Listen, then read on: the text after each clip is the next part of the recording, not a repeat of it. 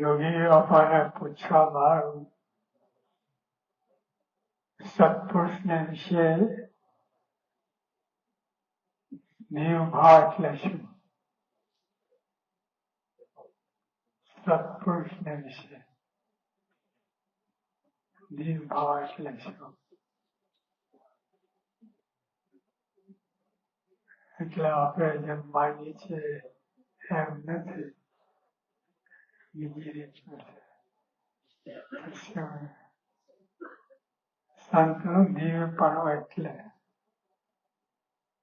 પોતે પંચ વર્તમાન પૂરેપૂરા પાડે.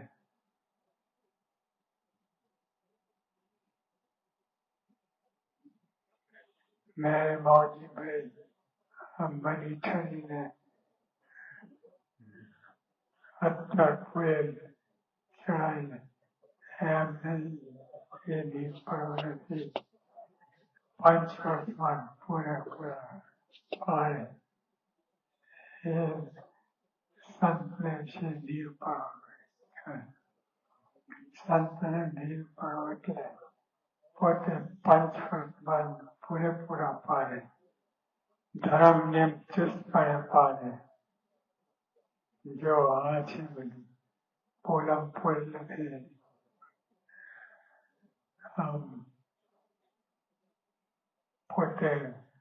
પોતે જાતને કે હું દિવ્ય છું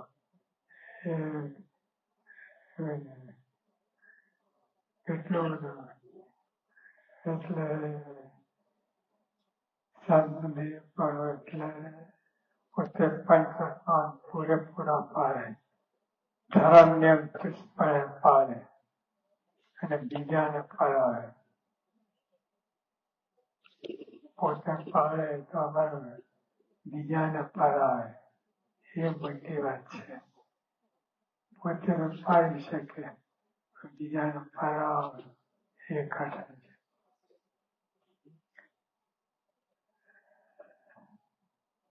અને બીજાને ફેર પડ્યો હોય પાર્ષદ શુદ્ધ કરે.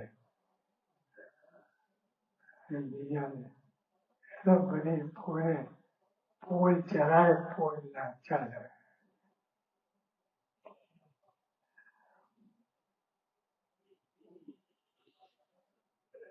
આ સંસ્કૃતિ ઉપર છે.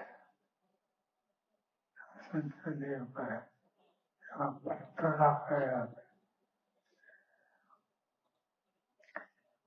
સંતની દેહની ક્રિયા સ્વાય ક્રિયા.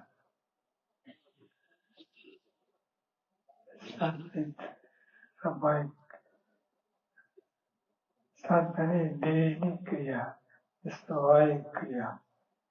માથું દુખવું, ઊંઘ આવી, અશક્તિ દેખાડવી વગેરે ક્રિયામાં જીવ રાખો.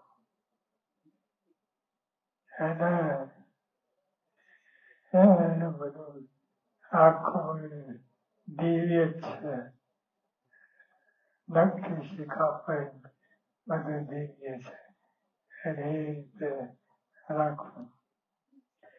શાંતિ દેવી ક્રિયા, ક્રિયા, માથા દુખો, ઊંઘ આવી, શક્તિ દેખાય એવી ક્રિયામાં જીવ રાખો. યોગી આપણા પ્રમુખ સ્વામી સત્સંગમાં આ રીતે વર્તતા. ધર્મ નિયમ બધું ચુસ્તપણે પાલન કરે. એમાં જરાય પોલ ના થાય, કડક અને બીજાને પણ જેના યોગમાં આવે એને પણ રીતે વર્તાવે.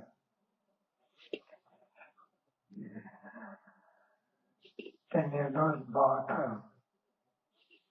આટલું બધું થાય ત્યાં નિર્દોષ ભાવ થયો. ત્યારે પોતે નિર્જરા પાસ કરે તો બીજા પાણી પીને પણ કરે. પોતે નિર્જરા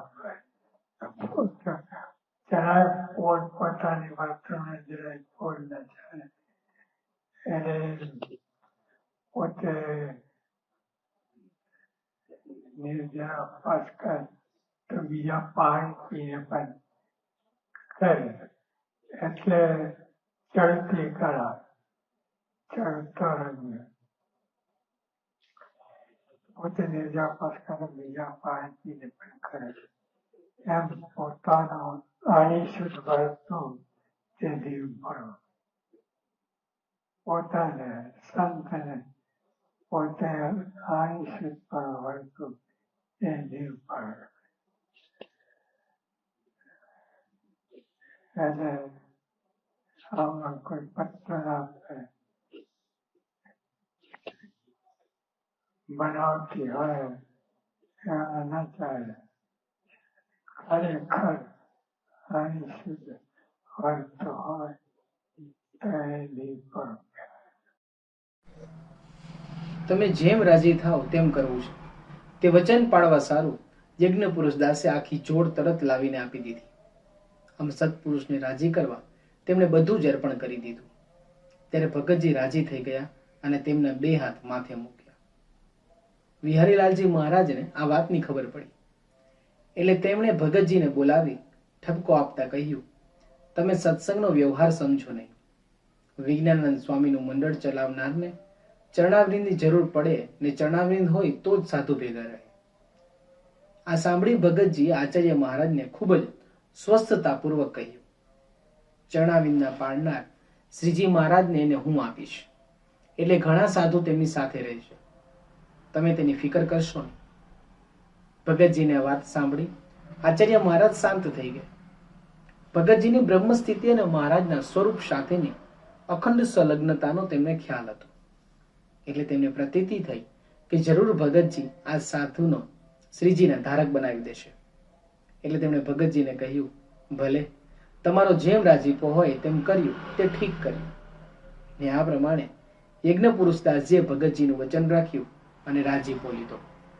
ને અંતે જ્યારે રામરતન દાસે દેહ મૂક્યો તે વખતે યજ્ઞ પુરુષદાસને બંને ચરણાવીને પાછા આપ્યા. આમ ભગતજીનું વચન રાખ્યું તો રાજીપો પણ મળ્યો અને ચરણાવીને પણ પાછા મળ્યા. યજ્ઞ પુરુષદાસની તીવ્ર બુદ્ધિ અને ઉપાસનાના સૂક્ષ્મ સિદ્ધાંતોનું અન્વેષણ કરી તત્વે સહિત સર્વેને સમજવાની અપૂર્વ શક્તિથી આચાર્ય મહારાજને લાગ્યું કે આ સાધુ જો આગળ ભણે તો જરૂર સંપ્રદાયને બહાર લાવી શકે. એટલે તેમણે ભગતજીને મહારાજને વાત કરી.